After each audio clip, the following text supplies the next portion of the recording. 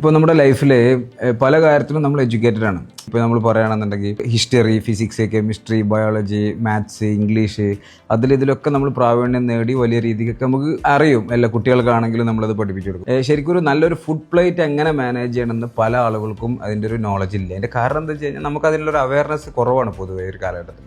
ഇപ്പം നമ്മൾ ശ്രദ്ധിച്ച് നോക്കി കഴിഞ്ഞാൽ ഇപ്പം നമ്മൾ രാവിലെ മുതൽ രാത്രി വരെയും കഴിക്കുന്ന ഭക്ഷണം എടുത്ത് നോക്കി കഴിഞ്ഞിട്ടുണ്ടെങ്കിൽ നമ്മൾ ഓരോരുത്തർക്കും ഒരു ദിവസം എത്ര കലോറി ഇൻടേക്ക് വേണമെന്നൊരു കണക്കുണ്ട്. BMR എന്ന് പറയും, ബേസൽ മെറ്റബോളിക് റേറ്റ് എന്ന് പറയും. അതനുസരിച്ചുള്ളൊരു ഫുഡ് ഹാബിറ്റാണ് നമ്മൾ ഫോളോ ചെയ്യേണ്ടത്. പക്ഷേ നമ്മൾ കുട്ടികളടക്കം നമുക്കത് അറിയണില്ല. ശരിക്ക് ഫോളോ ചെയ്യേണ്ട ഒരു വിധം എന്താ വെച്ചാൽ ഇപ്പോൾ ഉദാഹരണം ഞാൻ പറഞ്ഞുതരാം. ഇപ്പം രാവിലെ നമ്മളൊരു 4-5 ദോശ കഴിക്കണം, അതിനൊരു മിനിമം ഒരു 600 കലോറി കയറും. പക്ഷേ അതിൻ്റെ ന്യൂട്രീഷൻസ് ഉണ്ടെന്ന് വെച്ച് കഴിഞ്ഞാൽ വളരെ കുറവ്. അത് കഴിഞ്ഞ് നമ്മൾ 10 മണി 11 മണിയാകുമ്പോൾ വിശക്കുമ്പോൾ ചായ, അതിനുള്ള കൂടെ സ്നാക്ക്, ഇതിനൊക്കെ കലോറി ഉണ്ടാവും. ഫ്രീ ഫുഡിനാണെങ്കിലും കലോറി ഉണ്ടാവും. അതേപോലെ ലഞ്ച് നമ്മൾ കഴിക്കുമ്പോൾ ഒരു ഫുഡ് പ്ലേറ്റ് നിറയെ റൈസ് എടുക്കും, കുറച്ച് വെജിറ്റബിൾസ്, ഗ്രീൻസ് എടുക്കും.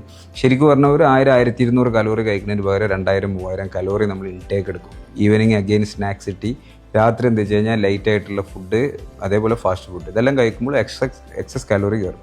കലോറി ഇന്നാവണുള്ളൂ, പക്ഷേ കലോറി ഔട്ടിലേക്ക് പോകുന്നില്ല. അപ്പോൾ ശരിക്കും പറഞ്ഞാൽ എന്ത് വേണമെന്ന് വെച്ചാൽ ലോ കാലറി ഹൈ ന്യൂട്രീഷൻ അടങ്ങിയ ഭക്ഷണമാണ് നമ്മൾ കഴിക്കുന്നത്. അപ്പോൾ അങ്ങനെ ഈ ബിസി ലൈഫ് സ്റ്റൈലിലുള്ള ആളുകൾ നിങ്ങളൊരു ഫാമിലിക്ക് ഒരു 30 മിനിറ്റ്സ് നിങ്ങൾക്ക് ഒരു ഇൻഡിവിജ്വൽ അറ്റൻഷൻ പേ ചെയ്തൊരു ഫ്രീ സൂം അവയർനെസ് സെഷനെ നിങ്ങൾക്ക് പ്രൊവൈഡ് ചെയ്യാൻ വേണ്ടി സാധിക്കും.